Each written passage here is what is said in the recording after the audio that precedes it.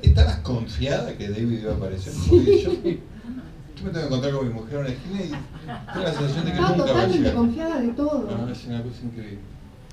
Este es el tono general del libro, ¿eh? Este tono de aventura, broma y descubrimiento es el tono general del libro. Pero eso no quiere decir que no sea cierto. Creo, probablemente en un ejercicio de supervivencia, estaba sola, en el otro lado del mundo, eso también lo pongo, sin hablar el idioma local, sin comer carne, soy vegetariana encima, sola, mujer, es difícil viajar a esas zonas como mujer y estar allá sola. Todo eso, viajando a Corea del Norte, si no me lo tomaba con un poco de gracia, probablemente hubiera tenido un ataque de pánico. Por suerte en el tren tenías alguien que hablara español. Ese fue el mejor episodio. Empecé con el mejor episodio de toda la estadía. Porque lo que me pasó es, normalmente esto que yo contaba antes, como no se puede viajar de forma independiente a Corea del Norte, uno contrata un tour. Y ese tour implica que desde Pekín uno sale con ese grupo y hace todo el trayecto adentro.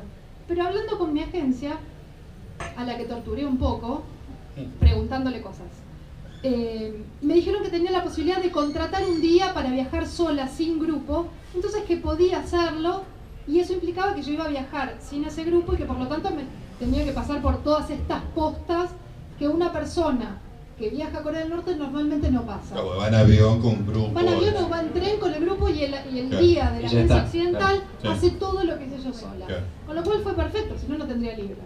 Claro. El problema fue cuando llegué a la aduana de esta ciudad de frontera, ahí se cambiaba de tren, hasta ahí llega el tren chino y desde ahí sale el tren norcoreano, que son otras 7 horas hasta Pyongyang. Cuando paso la aduana, me dicen, bueno, que esperen me habían dicho que tenía que esperar en la puerta del vagón, espero en la puerta del vagón, que estaba dividido ese tren en 2 secciones, la sección china y la sección norcoreana. ¿No viajan juntos? No viajan juntos. Y a mí me habían asignado a la sección norcoreana. Como corresponde. Claro. Y yo estaba contenta por eso. Entonces, cuando subí, entro al tren y lo único que se me entendía en ese papelito, que yo, además eso también lo pongo, yo no sabía si estaba escrito en chino o en coreano, o sea, no entendía nada, pero había números. Y sabía que el primer número era el vagón, el segundo número era el camarote y el tercero era el asiento del camarote. Entonces yo fui siguiendo los números. Cuando llego a la puerta de mi camarote, que eran compartimentos como los trenes antiguos, un pasillo con camarotes con puerta, entro y había 2 camitas de un lado y 2 camitas del otro, todas ocupadas por norcoreanos. ¿Y cómo me di cuenta que eran norcoreanos? Porque hay algo que, el pin de los líderes, que es algo que es obligatorio de uso para todos los norcoreanos que tienen más de 12 años, que es llevar prendido en la solapa o en el lado izquierdo un pin, un prendedor, con la cara de los 2 líderes que fallecieron, el padre y el abuelo del pin actual. Puede ser el pin con uno, el pin con otro, hay un pin que es doble, hay una gran variedad, pero el pin tiene que estar. ¿No puede ningún norcoreano andar por Norcorea sin el pin? No es recomendable, no. Okay. Y de hecho no, ni siquiera. O sea, no viste a nadie no debe haber nadie, porque además si hay alguien sin el pin, es probable que enseguida la policía vaya, lo agarre y le pregunte por qué está sin el pin. Básicamente porque es una muestra de lealtad a los líderes, por lo menos es así planteado. Perdón, ¿lo compran en cualquier lado o se No lo se dan? compra el pin, no digas eso. Perdón. Desconozco Yo la regla. pregunté lo mismo, ¿dónde se compra ese pin? ¿Y qué pasa si yo seguramente lo perdería? Y eso no quiere decir Vos nada. no Porque... sobrevivirías mucho tiempo. Gracias. Qué vaya panoso. No todo es malo en Corea del Norte. Los pins no se compran, no se comercializan, pero no solo para los extranjeros que queremos comprarlos, sino tampoco para los norcoreanos. Como es una muestra de lealtad al gobierno, al régimen y básicamente a los Kim, se los dan las diferentes organizaciones a las que pertenecen. Todos los norcoreanos, su vida está organizada en grupos formales, ya sea los jóvenes pioneros, que son los niños, que probablemente deben haber visto la imagen, no sé si está circulando por ahí. Hay unos videos que son los chicos que también en Cuba se ven, los jóvenes pioneros, que son las pequeñas juventudes comunistas, después las organizaciones universitarias, las organizaciones del partido, las organizaciones de la oficina, las organizaciones militares. O sea, porque perteneces te dan el pin. Entonces, cada organización va entregando pins a los ciudadanos. Entonces, un ciudadano tiene, a partir de los 12 años, el pin que le dieron en la oficina, el pin que le dieron en el partido, si pertenece al partido, etc. Por eso tienen varios. Y las mujeres tienen un hábito que iba a decir encantador, pero me pareció encantador, que van cambiando el pin de acuerdo con la ropa que tienen. O sea, hay un gesto extremo de coquetería Sí. para Porque en situación de muy poca elección. Sí. El fashion pin. Sí. Porque los pins tienen no tienen diferentes motivos, siempre son las caras sonrientes de los líderes, pero tienen fondo rojo, fondo blanco, forma de bandera, y ese es el más codiciado, es el más nuevo, Ajá. y es el que más prestigio da. Y yo no quería comprar ese, yo quería comprar uno que tenía fondo rojo y la cara de Kim Jong-il, que es el segundo Kim, el que estaba loco, y que era genial. Genial por malo, pero Sí, era sí, un el villano cinéfilo. perfecto. Sí. Mm. Entonces cuando yo llego al vagón y veo esos tres, miré así, los tres tenían el pin, y me quedé en la puerta, no sabía qué hacer, no me animaba a entrar básicamente. Y había uno, el que estaba sentado solo, que me sonrió, un chico joven, se notaba que tenía menos de 30 años, y me saludó, era mucho más amable que los otros dos que eran muy formales. En Corea del Norte las personas están vestidas, lo que para nosotros es a la antigua, más como en los años 70, 80, sin marcas. Como Noriega. Claro. Esos colores, Como una persona tenés así. paleta norcoreana. Claro. Vos tenés paleta de edificio norcoreana. Salgamos por los barrios, dale. Pueden venir a Corea del Norte conmigo. Voy a perder el pin. Bueno, perdí, por supuesto. Obviamente. ¿Dónde está? Bueno, En el vagón, De en el pibe, vagón. de pibe joven que... Bueno. La ropa. Son todos muy antiguos, se visten sin marcas, muy serios, con camisa, pantalón, mocasín, muy antiguos. Y este chico está vestido con un pantalón como el de Gustavo. Y una Qué camisa moderno. muy parecida, no, tenía una remera rayada, algo muy raro en Corea del Norte. Y me sonríe y me ayuda a ubicarme y a poner la valija debajo de lo que era mi litera. Bueno, me siento, puse el pasaporte en el medio, había algo que me parecía raro, pero era demasiado simpático. El tren arranca y empieza a dejar el territorio chino. Yo ya sabía que en cuanto arrancar y llegar a la frontera se iba a cortar la señal de internet, porque en Corea del Norte no hay internet. Entonces sabía que iba a pasar esa primera vez, los siguientes días, sin ningún tipo de internet. Mandé un mensaje, chao, me estoy despidiendo, nos vemos en 10 días y vuelvo. Puse gracioso a mi mamá, que también estaba muy contenta.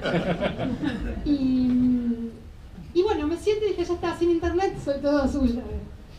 Y este chico, a los 20 minutos, mira mi pasaporte y me habla en inglés, que también es poco común. Los norcoreanos en general no hablan todos inglés porque es un símbolo de estatus, porque implica cierta conexión con el exterior que la mayoría no tiene. Y me habla en inglés, muy buen inglés, y me dice, veo que usted es de Argentina, ¿podemos hablar en español? Esto es mucho en mis sueños. En ese momento pensaste que era tú. No sabía nada. Pensaste que era una casualidad En cómica. ese momento dije, esto es genial. Estoy tocada por la varita Qué norcoreana. suerte tengo. Qué suerte tengo. ¿Cómo puede ser que esté acá sola? No hay nadie, no había occidentales directamente. Y justo el que está sentado al lado Claro. mío habla español. En inglés. Inglés, Tipo de- en inglés me parecía. Claro. Habla español. Y empezó a cantar el himno venezolano. Con acento venezolano, Era acento Cecilia Todd caribeño. disfrazada. Y yo estaba sentada ahí, no entendía nada, y lo único que hacía era sonreír, pero en ese momento sí quise irme. Cuando terminaba de cantar el himno volví a cierta realidad y le preguntaba por qué Venezuela. Y bueno, por supuesto, este chico era hijo de un diplomático de Pyongyang, que es uno de los máximos privilegios que puede tener un ciudadano norcoreano, no solo vivir en Pyongyang, sino ser hijo de diplomático, son de los sectores más privilegiados. Y el padre había trabajado en Venezuela y en Cuba, y él se había criado, había nacido en Cuba y se había educado en Venezuela, por eso sabía el himno. Entonces me empieza a hablar, y me hablaba un poco en español, medio mal, pero con acento muy caribeño. La escena era ridícula. Sí, era baratada. Y cuando llegan los guardias, porque el tren había arrancado, y llega al puesto de control militar norcoreano para el que yo estaba preparada, porque había unos requisitos muy claros de qué no se puede llevar a Corea del Norte, ¿Qué no se puede hacer? Biblias, no se puede entrar con Biblias, no se puede entrar con libros sobre Corea ¿Qué del hiciste con tu Norte. Biblia? La leí, la memoricé y entré. Objetos religiosos en general. Objetos religiosos en general, pero Biblia en particular. Porque es texto escrito. Es texto con el que podés llevar una cruz, sí, pero no puedes llevar la Biblia, no puedes llevar texto porque es algo con lo que podrías evangelizar a los norcoreanos. No se puede entrar con pornografía. ¿No te pareció? Ya la había borrado. No. Y no mucho más. Y después controlaban la cámara de fotos, porque las cámaras de fotos no pueden tener una lente que permita sacar fotos desde muy lejos, con detalle, de ciertas instalaciones o de ciertas situaciones que en otro caso uno no sacaría. Yo estaba muy preparada para todo eso. Sabías todo de eso. Sabía todo, había hecho todo, tenía todo preparado, la computadora, el teléfono, todo. Y cuando sube el militar... Disculpame, el GPS, sin GPS. Sin GPS, porque el GPS permite detectar la ubicación de dónde está, y eso en Corea del Norte, donde el mundo no sabe dónde hay ciertas cosas en Corea del Norte, qué hay en cada lugar, entrar con GPS implica darle pistas al mundo exterior. Entonces, nada de eso está. Yo estaba muy bien, estaba en condiciones de pasar el control, y cuando entra el militar para controlar, ve a mi amigo que estaba al lado, que se llama Alex Lee, también el nombre inglés. Se ven y se dan un abrazo, un saludo. Mi amigo le da un cartón de cigarrillos, obviamente. Se saluda, no sé qué, y me presenta. Mi amiga Florencia. Y ahí yo creo que ahí empecé a pensar, esto es un libro. Y si no es un libro, es una película. Algo tiene que ser porque no me lo puedo quedar yo sola. O sea, el tipo no estaba de casualidad, era un tipo que te pusieron especialmente un pero era hispanoparlante para acompañar. Para acompañarme, porque nadie viaja solo, nadie hace ese viaje solo. Pero lo interesante es que este chico, lo que me contó es que él vivía en la frontera del lado chino haciendo negocios para Corea del Norte. Una zona totalmente gris. Los negocios para Corea del Norte los negocios están penalizados porque tiene sanciones internacionales a causa de su programa nuclear. El mundo penaliza a Corea del Norte por el programa nuclear, y eso impide que pueda comerciar abiertamente, y por lo menos comerciar para todo lo que no sea supervivencia de su población. Entonces, hacer negocios para el país es sospechoso. O sea que el Estado norcoreano te puso de entrada una persona muy capacitada para sentarla al lado tuyo en el tren y que fuese disimuladamente hasta hacerte llegar a la ciudad. Pero que me alcanzara hasta la estación de tren, nada más. Hasta la estación de Pyongyang.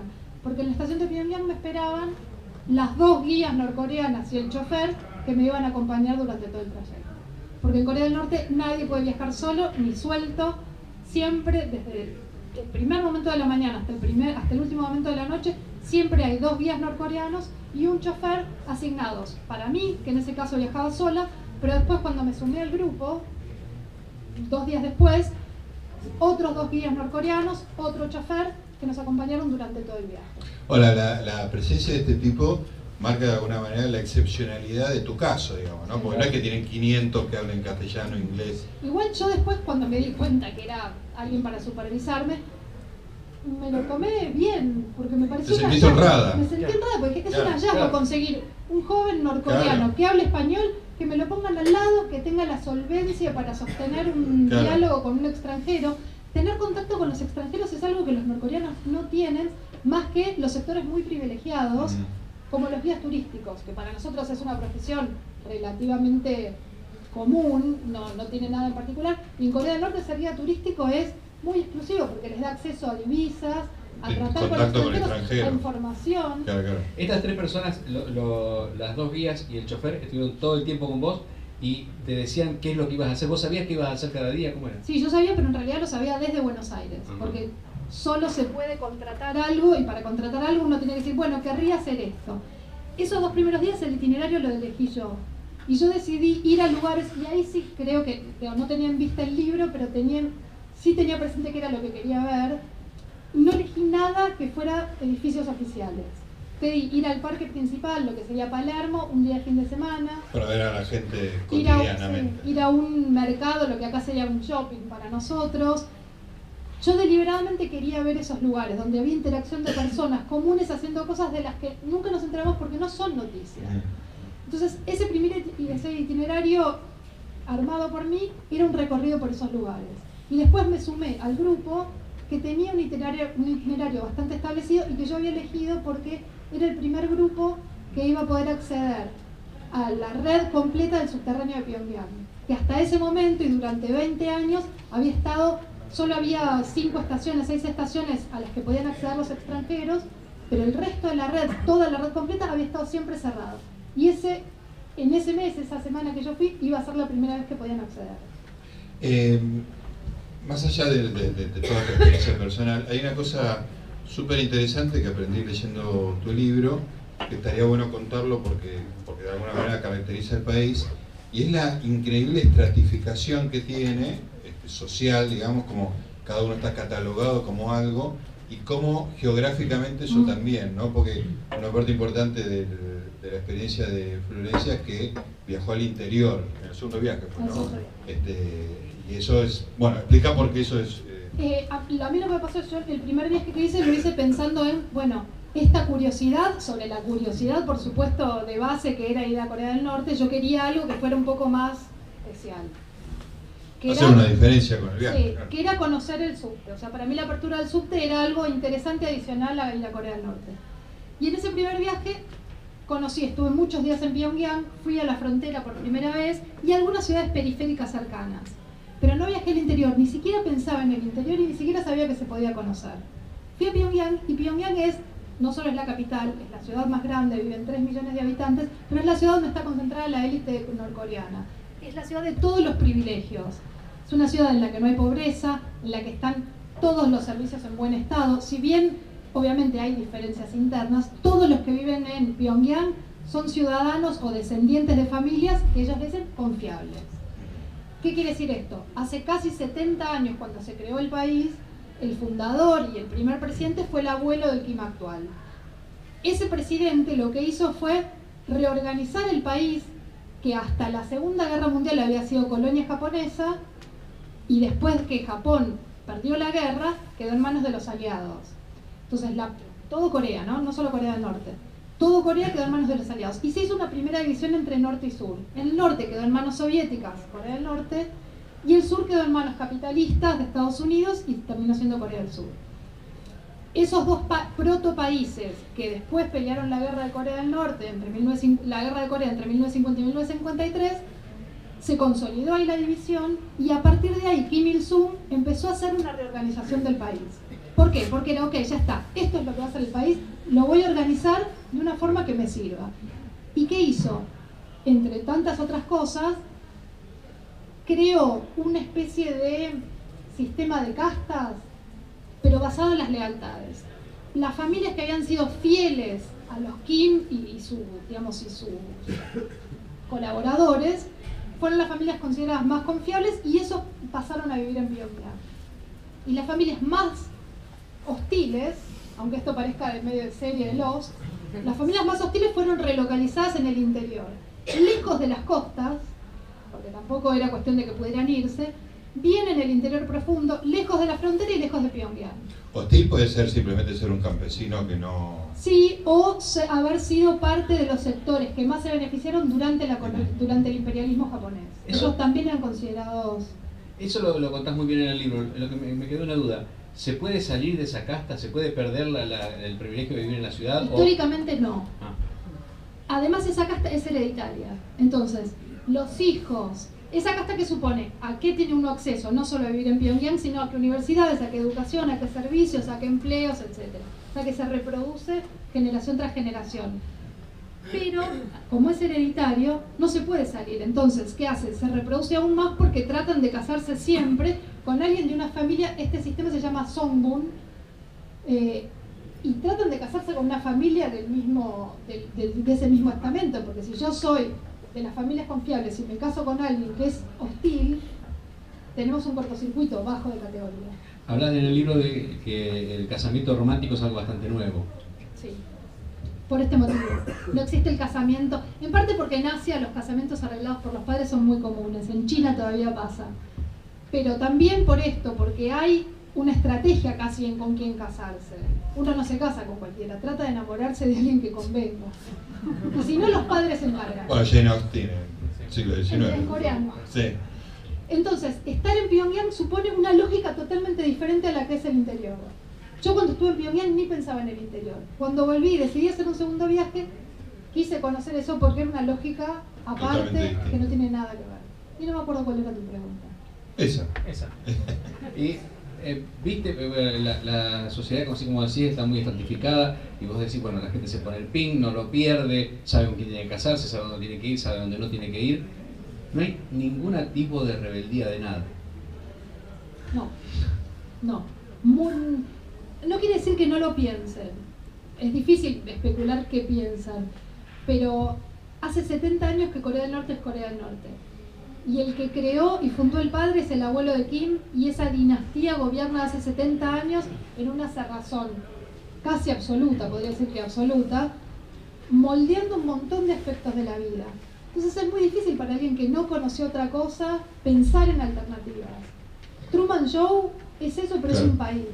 En Pyongyang están un poco más sujetos a ciertas influencias, pero también es para los de Pyongyang, para los que viven en Pyongyang, es muy beneficioso el régimen, porque es un régimen del que ellos forman parte. Y ese es el sector realmente poderoso. Por supuesto que puede haber internas e intentos de golpe de Estado, y muchas veces las ejecuciones que mandan a hacer los Kim tienen que ver con eso, con potenciales focos de internas, posibles intentos de golpe de Estado. Pero la familia Kim tiene una legitimidad que ninguna otra familia tiene. Entonces sacar a un Kim del poder tampoco es fácil. Además, todo eso se da entre los 3 millones de habitantes de Pyongyang, con los cuales cualquier cambio es un riesgo, digamos, sí, ¿no? Claro. Es más probable que... Y con familias muy entrelazadas. Claro. Entonces, nada es tan sencillo como para hacer saltar el status quo por los aires. Hay dos ejemplos que das en el libro que a mí en lo personal me impresionaron mucho, y uno es: si tenés el diario o cualquier periódico o una foto en un texto donde está la foto de alguno de los líderes, no podés doblarlo de tal manera que se doble la cara del tipo. No podés. ¿Quién te lo mira? No se puede. Pero me quedó siempre así. Alguien lo mira. El problema es que siempre en Corea del Norte, entre ciudadanos, es un sistema que puede ser perverso, pero es muy inteligente y claramente muy eficiente. Los controles son mutuos, la historia de controles mutuos y relaciones y observaciones, y de hecho tener dos guías es también una forma de controlarse mutuamente, ¿no? Y pasa algo interesante que también yo solo cuento, que es los diplomáticos que están en el exterior, gran parte de su familia queda en Pyongyang. Si el tipo quiere desertar, ok, tu familia está acá. Claro. Y el otro ejemplo es la flor que le regalaron y que hicieron trabajar para que floreciera en el mes del líder. Sí. ¿Podés contarlo? Begonia y orquídea, las flores que nosotros conocemos como begonia y orquídea se llaman en Corea del Norte, ¿lo digo? Sí, claro. Kim Il-sungia y Kim Jong-ilia.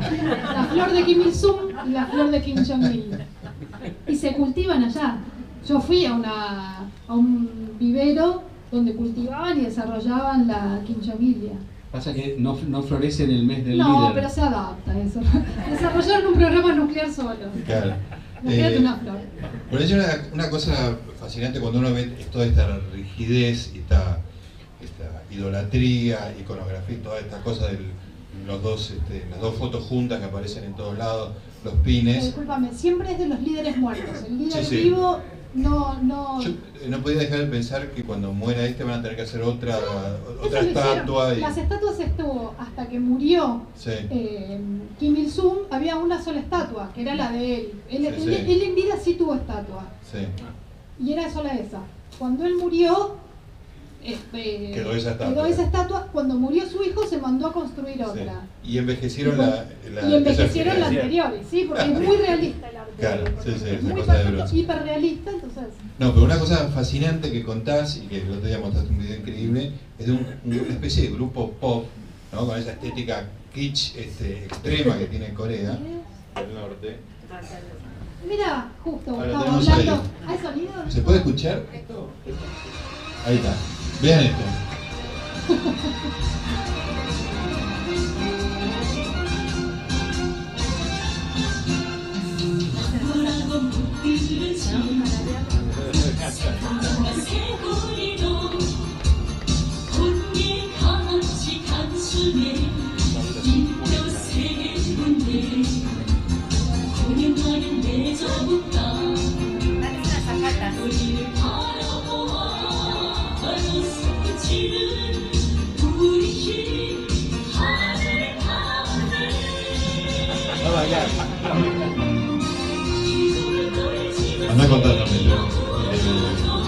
confesar algo, que no está en el libro.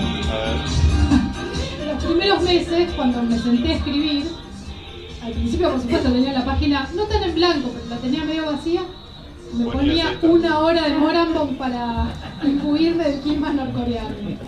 Y funcionó. El libro está. Es muy interesante lo que contás, que no es que el público puede ir a ver shows de ellas. Ellas es una banda, se llama Moranbong Band, que es una banda que fue creada por Kim Jong-un, que Kim Jong-un es visto como un modernizador de Corea del Norte.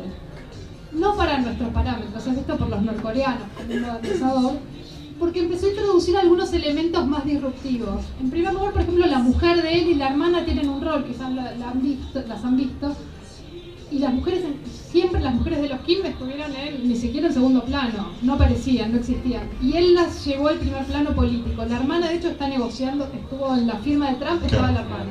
Entonces, ya eso fue un avance. Y empezó a desarrollar ciertas cosas más pop, más modernas, con influencias menos norcoreanas. Hay que pensar que Kim Jong-un se crió en Suiza, habla inglés, y son características muy, muy raras para un norcoreano. Entonces, siempre hay alguna influencia que en él... El padre y el abuelo nunca salieron de Corea. Salieron, fueron a China, pero eran muy fóbicos, sobre todo el segundo, pero digo, nunca han tenido un itinerario, una agenda internacional extensa. Kim Jong-un hasta ahora tampoco, nunca había salido. Hasta que fue lo de Trump y salió a China y fue a Singapur, nunca había salido de Corea del Norte. Había pasado los primeros 5 años fortaleciendo el poder internamente, claro. Era más importante que el exterior. Y esta banda la creó para hacer pop patriótico, es propaganda. Sí, claro. Las letras son letras de alabanza a los Kim. Lo que pasa es que le ponen una música que distrae por completo. Y esto así en pantallas está en todos los restaurantes, en las plazas, son pantallas gigantes, se escuchan, suenan todo el tiempo, son ídolas absolutas, pero no dan recitales para la población. Dan solo conciertos para la jerarquía militar, que es la que está sentada acá. Todos ellos son militares aplaudiendo, furiosos, para personas para la jerarquía del partido, y dieron un recital para los científicos norcoreanos que fueron los que desarrollaron el programa nuclear y que son los nuevos mimados del régimen. ¿Y son todas mujeres? Son todas mujeres muy virtuosas. Todas tocan, cantan perfecto, entonan perfecto, tocan instrumentos perfectos, porque la educación musical de los norcoreanos es para todos desde muy chiquitas, desde el jardín de infantes. Pero también tiene un factor modernizador, que es esas minifaldas, esos tacos altos, los peinados y el maquillaje, es algo que no existía en Corea del Norte. De hecho, esa falda por arriba de la rodilla no se ve en ningún otro lugar, claro, más que ahí y en la línea aérea. Las azafatas tienen minifalda. Ahora, por ejemplo, ¿se sabe los nombres de las... sí. ¿Son 4 o 5? Sí, son 5 figuras. Son 10 más o menos, y van rotando. Van rotando. Pero son como las Spice Girls, claro, son totalmente identificables, y las chicas más jóvenes, que todos cantan en Corea del Norte, todos cantan y todos bailan, porque es parte de la educación básica, claro, y quieren ser un poco las Moranbong. Bueno, pero eso ya es una ruptura fenomenal. Porque hay una aspiración que es no solo ser en el partido, tener, claro, cierta aspiración a la celebridad, que es algo que nunca había existido. Ahí están pasando las fotos. ¿Y en los parques vos viste que cantaran canciones? Sí, todo el tiempo. De hecho, había unos videos que después solamente si están, es muy muy común, y todos los fines de semana, al recorrer cualquiera de los parques grandes de las ciudades, hay grupos de norcoreanos bailando y cantando, pero porque para ellos es como ir a jugar un picadito. Claro. Tiene la misma naturalidad. Las mozas cantan. Y las mozas cantan. Después en los restaurantes más importantes nada más, no cualquiera. Las mozas sirven y hay un momento que uno está comiendo ya cansado, porque las jornadas duran 12 horas de paseos, está comiendo ya no sé qué, y se bajan las luces, y la misma moza que está sirviendo va, se para, agarra el micrófono y empieza a bailar y a cantar. Y cantan perfecto, sincronizadísimas, y bailan, entonces terminan y vuelve con la bandeja. Y es muy difícil entender qué pasó ahí. ¿En el interior también? En el interior también. Contá un poco del interior. En el interior lo que nos pasó fue que a muchos lugares no habían ido nunca occidentales. Entonces era la primera vez que habían ido occidental. Con lo cual era una especie de zoológico ambulante de nuestro micro. Y entonces era sorpresa, mucha timidez, y a la vez los más chicos, que tienen un poco menos de trabas a la hora de estar menos adoctrinados todavía, muchos pasajes caminaban, nos miraban con cara de... ¿Qué es esto? ¿Qué es esto? Así, Y cuando uno le decíamos hello, entendían que era hello, se iban corriendo, volvían y nos miraban de nuevo y nos decían hello. Eso era un avance impresionante, pero el interior no solo es mucho más pobre, es mucho más cerrado. En Pyongyang, si bien no hay internet en ningún lugar del país, en los hoteles para extranjeros de Pyongyang por lo menos se pueden hacer llamadas internacionales, muy caras porque son satelitales, pero se pueden hacer. En el resto del país, no. Entonces, en el segundo viaje, cuando yo salí de Pyongyang y nos íbamos al interior, pregunto, bueno, pero en alguno de todos los hoteles hubo un llamado. No. Pero uno solo, no. Y ahí sí tuve, lo más parece un ataque de pánico. ¿En qué fuiste? ¿En qué vas? De Pyongyang al interior, en un avión de Air Koryo, que es la aerolínea de bandera la peor del mundo, dicen. De vos. No solo eso, creo que te lo cuento. Lo contás en el libro. Me siento sabiendo que es la peor del mundo porque no forma parte de la Asociación Internacional de Transporte Aéreo. No debe estar obligada a cumplir ciertas o no está evaluada, parámetros. No está evaluada, entonces es difícil, entonces es la peor del mundo. Yo dije, debe ser como, es un poco exagerado todo. Me siento en el avión, un avión de cabotaje con cortinas de tela que se corrían, muy antiguo todo. Pero me siento y digo, los aviones se caen muy de vez en cuando. Miro así, digo, ¿dónde estará la salida de emergencia? Y veo un cartel que decía Escape Rope. Soga de escape. No decía escape. Claro.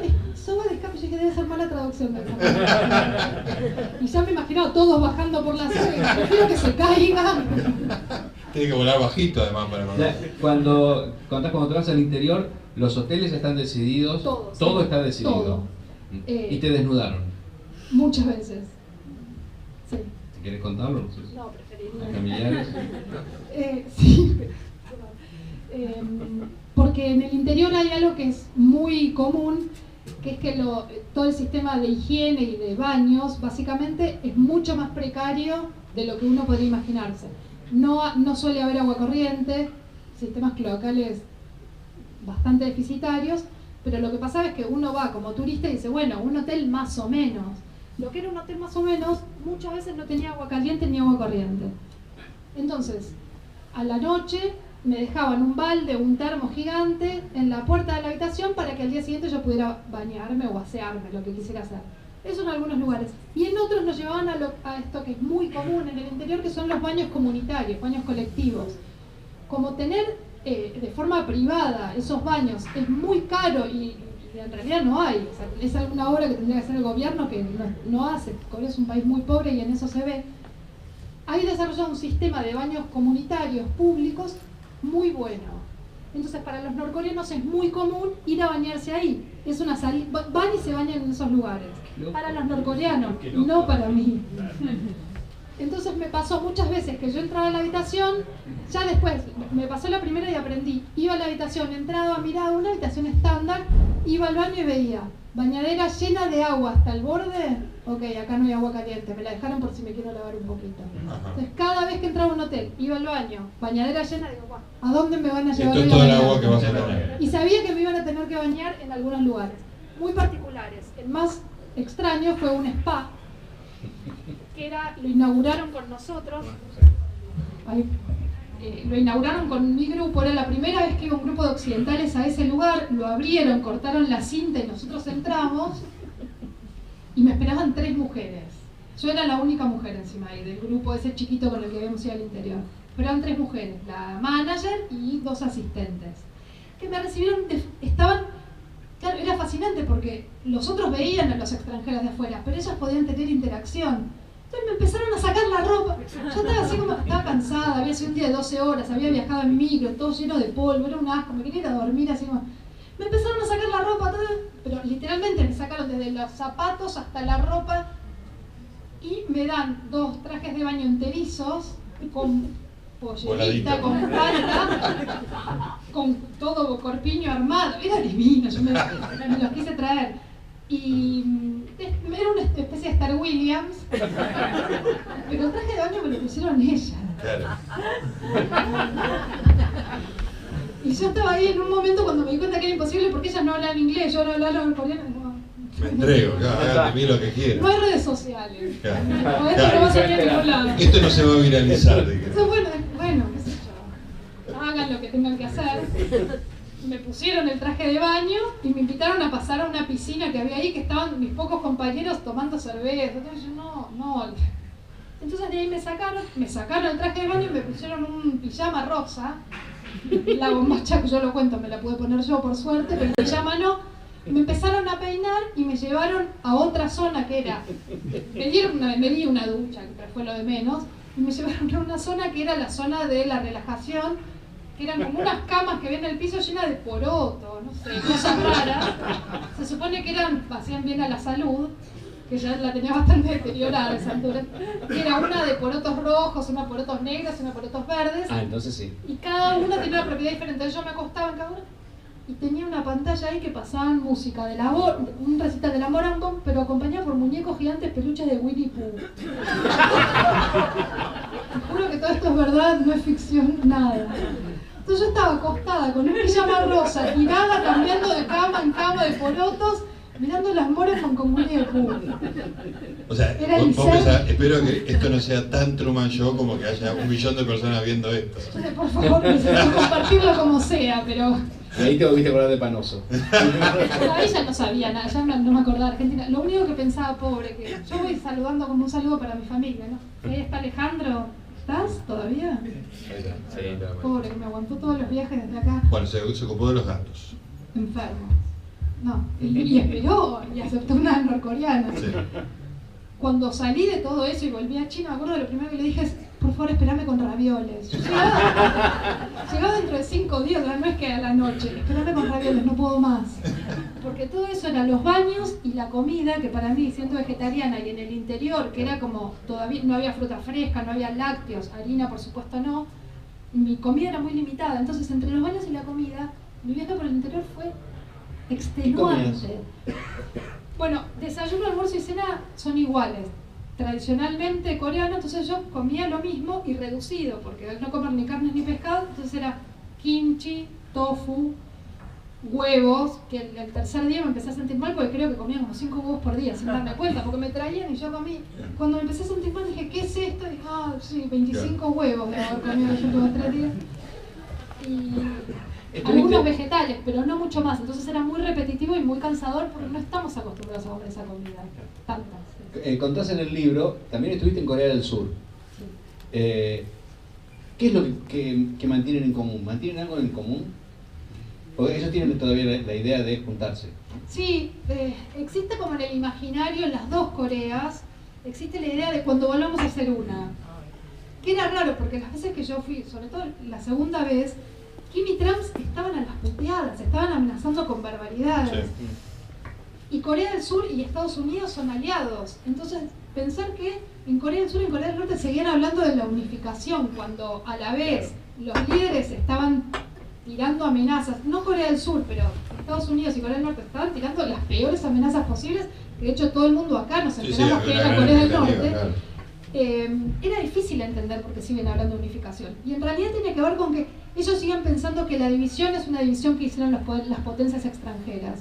Entonces, una vez que las potencias extranjeras se vayan y los dejen a ellos decidir, Corea decidiría volver a ser una.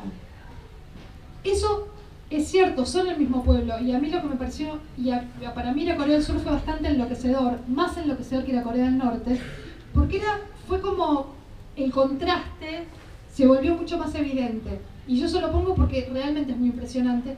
Corea del Sur es básicamente muy parecido a ser un viaje al futuro, y Corea del Norte es muy parecido a ser un viaje al pasado. Claro. Pero no con la misma gente. O sea, viaje al presente no hice espacio, claro. Hice 2 viajes en el tiempo.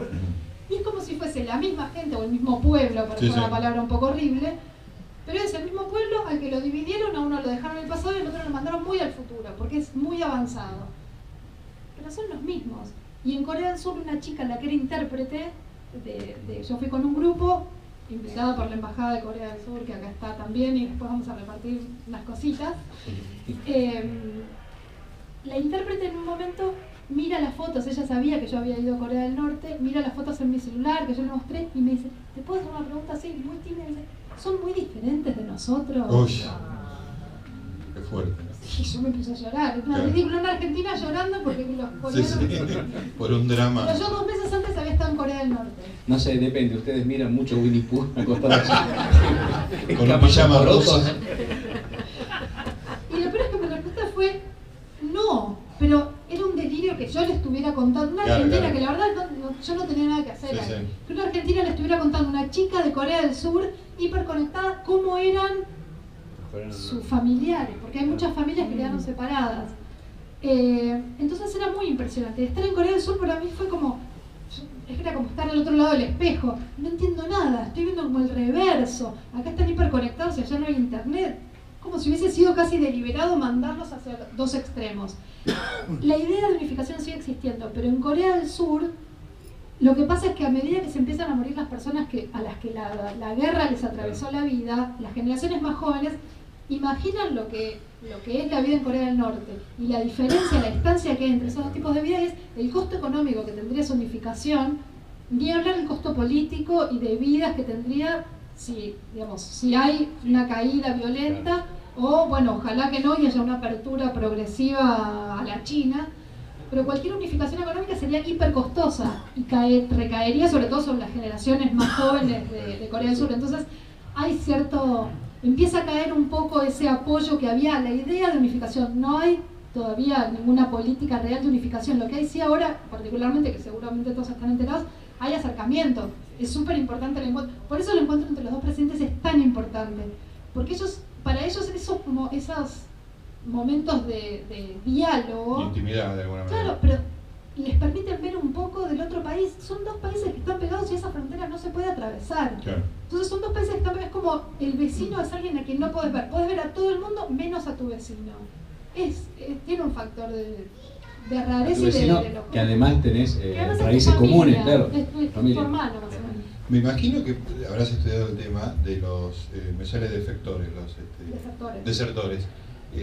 Debe ser medio imposible de tolerar para un desertor pasar del pasado al futuro, descubrir, cruzar al otro lado del espejo, ¿no? Hay muchas películas surcoreanas sobre desertores y sobre también, por supuesto, es difícil reinsertarse, y yo hablando con uno de los guías occidentales con los que viajé a Corea del Norte, me acuerdo que hablamos del tema y yo en un momento le pregunté, ¿pero qué pasaría, por ejemplo, si hubiese, no sé, caen los Kim, no importa cómo, pensemos que caen los Kim? Como cayó el muro de Berlín. Yo creo que muchos norcoreanos se suicidarían. Se suicidan, claro. No podrían Es una realidad imposible. Es una realidad dada, más allá de que ahora hubo muchos cambios económicos que yo los cuento en el libro y que están cambiando algunas bases del sistema de vida y de producción de los norcoreanos, y que los está independizando un poco del Estado. Básicamente Corea del Norte es un país que funciona porque el Estado lo hace funcionar, y todos tienen empleos dados por el Estado y hay cierta seguridad, cierta certeza. Kim nos cuida. Todo eso hace 70 años que se termine y tengan que salir a valerse por tiempos y a competir y hablar, claro, sería muy enloquecedor, porque de verdad es algo inimaginable. Y además que se rompa la ilusión de que el mundo es eso. Muchas ilusiones juntas. Claro, es intolerable, digamos, por la mente humana. Florencia, vos trajiste Corea del Norte a la Argentina y muchos empezamos a hablar y a conocer algo gracias a tu libro y a tus viajes. Y lo que decías en los otros días es que ahora hay gente que dice, me gustaría conocer, me gustaría ir, por culpa tuya. ¿Qué le aconsejarías a alguien que quiere ir? No vaya. No, me parece que también hay una fantasía de, al leerlo yo también lo conté un poco gracioso, porque si no es muy dramático y es difícil despertar empatía, no con Corea del Norte, sino con las situaciones. Y porque también yo me las tomé así, pero no es un lugar para irse de vacaciones, obviamente. Y nadie va a Corea del Norte ni de vacaciones, ni sin interés, ni sin saber a dónde va. En general uno va porque tiene un interés. Mi interés no era tanto el comunismo, que la verdad no me interesa, pero me interesaba la Guerra Fría. Entonces me gustaba la idea de viaje a la Guerra Fría. Y la cama de porotos también. La cama de porotos y el pijama rosa, claro, fue una sorpresa, pero hoy volvería por eso.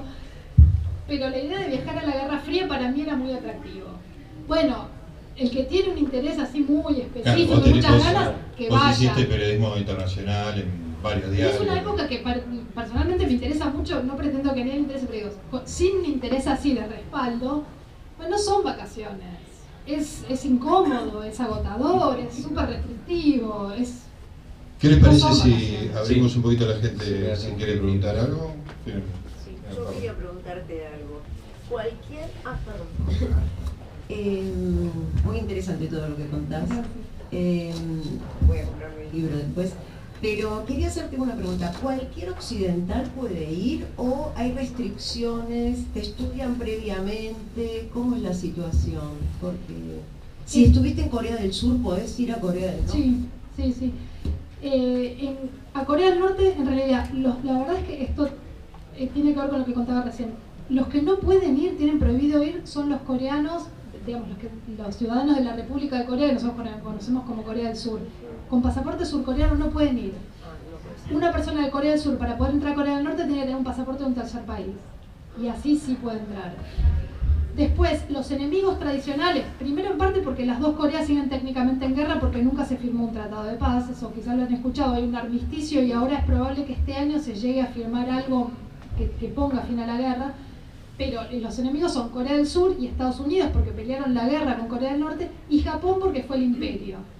Esos tres países tienen características especiales a la hora de viajar. Por ejemplo, los de Corea del Sur no pueden viajar si no tienen pasaporte. Y los de Estados Unidos y Japón no pueden viajar en tren, solo pueden entrar en avión. Porque el tren permite acceso visual a muchas más cosas y hay un factor de un poquito de menos control que por avión. Y tampoco pueden hacer algo que en el segundo viaje que yo hice el año pasado, que es en el interior, fue la primera vez que pudieron hacerlo. Hay una de las actividades que hicimos fue parar en una casa de familia norcoreana, que es en un pueblito de alguna aldea de playa en el interior, sobre la costa este. Históricamente, hasta el año pasado, los ciudadanos de Japón y de Estados Unidos no se podían quedar a dormir en esa casa. Podían pasar el día ahí, pero después los llevaban a un hotel en las afueras. Y a partir del año pasado lo pueden hacer. Después el resto no hay restricciones. Sí, el año pasado Estados Unidos impuso una restricción a sus propios ciudadanos, básicamente prohibiéndoles que viajen, porque fue después de la muerte de un chico que había ido como turista con mi agencia y que se robó un póster de propaganda política que allá es una ofensa grave y si es cometida por un estadounidense es mucho peor. Lo encarcelaron, lo dejaron preso 1 año y 1 año después, incomunicado, lo devolvieron en estado vegetativo y se murió en la casa. Y de ahí Trump impuso una restricción a los estadounidenses. ¿Otra pregunta?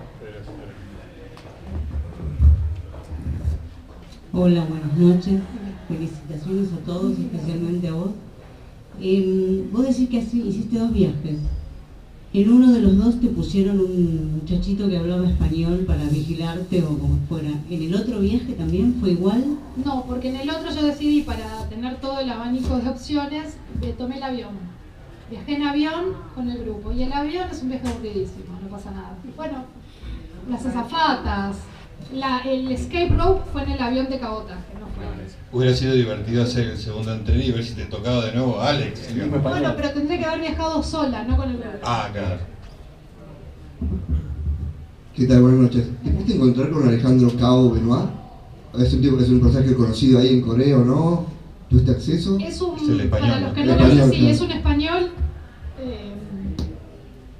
un poco atípico que se acercó a Corea del Norte y oficia, no es la voz oficial de Corea del Norte. Corea del Norte tiene su ministro de Relaciones Exteriores y tiene sus propios medios de comunicación oficial, tiene la agencia de noticias oficial y esa es la voz oficial de Corea del Norte. Alejandro Cao Benoit es un representante más de negocios y de trato con la prensa y de salida un poco al mundo occidental más que otra cosa. No es la voz del régimen, es un representante comercial muy activo, interesante. Yo no tuve contacto, me parece un personaje muy extremo, creo que es como incluso más fanático y más radical que los propios voceros oficiales norcoreanos. Y ahí adentro no tiene un cargo, no forma parte de la jerarquía del gobierno. Entonces es un personaje que es más Corea del Norte hacia afuera. Como Corea del Norte, digamos, es también muy útil. Es un personaje occidental el que Como la mediático. cara con Occidente, claro. Hola Florencia, buenas noches, felicitaciones por el libro. En el hotel de Pyongyang hay un piso muy mítico, muy misterioso en el que pudiste acercarte. No sé si nos puedes explicar qué es lo que se dice y qué es lo que para ti crees que puede haber allí? Y por otra parte, si es que viajarías una tercera vez o ya tuviste suficiente. No podría. El piso ese es en el hotel para extranjeros, pues los extranjeros no pueden parar en cualquier lugar ni decirlo. Hay hoteles determinados para ellos que se supone que son de 5 estrellas. No son 5 estrellas para nosotros, pero para los estándares norcoreanos son 10 estrellas. Y se llama Yanggakdo, yo eso lo cuento en el libro. Es un hotel que está en el medio de Pyongyang, en una islita que está en el medio del río que atraviesa, que divide la ciudad en dos. Es un hotel muy aislado, que tiene más de 40 pisos, y hay un piso que no figura en la botonera del ascensor, que es un piso que se sabe que es como el piso prohibido, inexistente, misterioso, en el que se supone que pinchan las comunicaciones que pueden tener los extranjeros con el mundo exterior. Es difícil saberlo, es muy difícil acceder. Ese piso fue en el que se metió este chico al que detuvieron. Es muy difícil entrar. Yo cuento un episodio en el que todos intentamos entrar, pero ninguno hace tanto el esfuerzo para entrar como para que nos puedan detener. O sea, hay un límite muy delgado entre lo que puede ser un poquito gracioso en Corea del Norte y lo que es realmente peligroso. Y meterse en el 5.º piso es estar del otro lado completamente. Es peligroso, y robar ese póster de propaganda que está ahí. Es un piso medio, yo creo que en realidad en algún momento sí deben haber hecho tareas de espionaje. Hoy no sé si sirve para mucho. Nadie llama desde la habitación de hotel, se hacen algunos llamados de debajo y nadie habla demasiado. En este momento forma parte más de la historia de lo que fue Corea del Norte, y sobre todo durante los años de Kim Jong-il, el padre del líder actual, que era el más obsesionado con el espionaje, porque básicamente se crió con las películas de James Bond. Y hay algo que se cuenta en un libro, en el libro de Kim Jong-il Producciones, que era tan cerrado, pero en ese momento era tan cerrado el país, que Kim Jong-il veía las películas de James Bond, que son ficción, todos sabemos que es mentira, pero él las veía y en un punto pensaba, dije, ok, esto es espionaje, como si fuese un documental. Aprendía. O sea, tenían un factor de realidad, perfecto, vamos a hacer espionaje. Entonces el espionaje norcoreano se basó en algo que era ficción, que era un delirio. Entonces tiene esa cuota de delirio, y probablemente el 5.º piso es un poco eso. Después de todo esto está claro que no voy a poder volver a Corea del Norte. Pero eso te iba a preguntar, ¿la existencia del libro haría que te rechacen una visa, por ejemplo? Probablemente, y si no la rechazaran me daría un poco de miedo ir, porque sabría que está el libro y me están dejando entrar. Claro, peor todavía. ¿Pero vos querés volver? Sí. Vos ya lo sabés, ¿para qué me lo preguntas en público? Sí, volvería porque me sigue pareciendo rarísimo, y lo que te contaba ayer en la radio es un país tan cerrado que los elementos de cambio son tan pocos que al uno ir y empezar a detectar cuáles son y poder verlos de una forma que solo se pueden ver en persona porque desde afuera es imposible, es interesante porque permite como entender cambios muy minúsculos pero que no son insignificantes, son cambios que explican cómo está desarrollándose y cambiando Corea del Norte y probablemente cómo se va a desarrollar en los próximos años. Entonces es súper interesante. Que de un viaje a otro viste más luz. Sí, porque hay una imagen que es bastante conocida, que es una imagen satelital de la península coreana, y se ve Corea del Sur hiper iluminada y Corea del Norte es una mancha negra, es como no hay nada. Eso es porque en Corea del Norte básicamente tiene una crisis energética crónica porque no tiene acceso a fuentes de provisión de energía y las importaciones son muy restringidas. Entonces es una ciudad que de día es muy impresionante, pero de noche es un país, y particularmente Pyongyang, que es lo más desarrollado, está a oscuras. Me acuerdo yo, la primera noche que estuve ahí, la primera que salimos a caminar un poquito, salí y yo no podía caminar de acá hasta la mitad del salón porque no se veía. Y había norcoreanos que pasaban caminando, y era parte de la costumbre, o sea, están acostumbrados a vivir con eso y está incorporado. Para mí era una locura. En el segundo viaje, bueno, esta situación yo la veía desde abajo, desde la calle así, pero cuando la veía desde el piso 42 en el hotel, era también esa mancha negra que se ve en las imágenes satelitales. En el segundo viaje me asomé, creo que estaba un piso más abajo, en el mismo hotel, me asomé, mira, y era esa misma postal, pero llena de luces.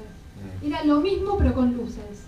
Era como, ¿cómo puede ser? En un año y medio con sanciones, claramente China tiene un rol en que Corea del Norte no caiga y de hecho siga sobreviviendo. También hay algunos elementos internos de la propia economía norcoreana, pero claramente hubo un desarrollo dentro de lo que para ellos es un desarrollo en avance, que les permitió que hubiese muchas más luces y más autos en las calles.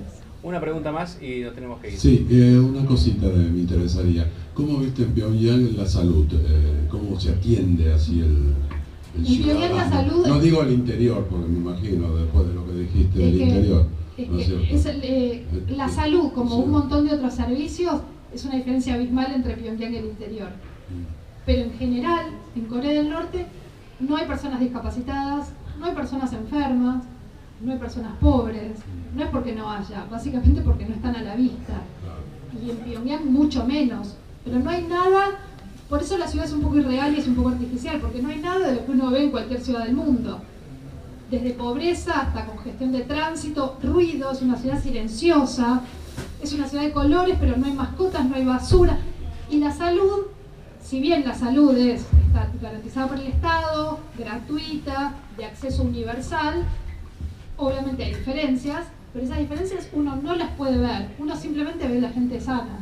Claro, no quiere decir que no haya gente enferma. ¿Cómo se mantiene toda esa población, el ingreso que lo tiene? ¿Se lo da el Estado? ¿Cómo es el asunto? Históricamente el Estado, sí. Pero en los últimos 15 tienen, años, bueno, el Estado, las actividades típicas de Estado comunista, digamos, fábricas estatales, granjas cooperativas estatales, pero en los últimos 15 años se empezó a desarrollar un fenómeno súper interesante, que es un poco complejo de explicar ahora, pero está en el libro y si no, el que quiere me escribe y yo se lo cuento, si me aguanta que le hable. Y empezó a haber algunos esbozos de mercado, entonces empezó a haber actividad comercial y actividad privada. Y eso hoy sostiene más o menos, es difícil porque no hay estadísticas oficiales de Corea del Norte hace 50 años, hay muy pocas cosas que se saben fehacientemente, pero más o menos entre el 30 y el 40% de la economía de Corea del Norte hoy se explica por esas incipientes actividades de mercado. Entonces hay un sector comercial nuevo que sostiene no solo la economía del país, sino mucha gente que empieza a vivir de eso y ya no del Estado. Eso por ahora no implica una amenaza al régimen. Hablando de amenazas, me están amenazando los familiares y amigos de los expositores porque tienen hambre y quieren terminar la charla. No. Si tienen hambre, vamos a repartir unos snacks. Muy bien. ¿Está bien la chat? ¿Está? Llegamos al final. Un gran aplauso, ¿eh? A ver, ¿quién alguien nos ayuda a repartir los snacks? Gracias. Qué rico parece esto, ¿eh? ¿Son unos snacks comunistas? No, Corea del Sur. Ah, de Corea del Sur. Ah, claro, sí, es cierto.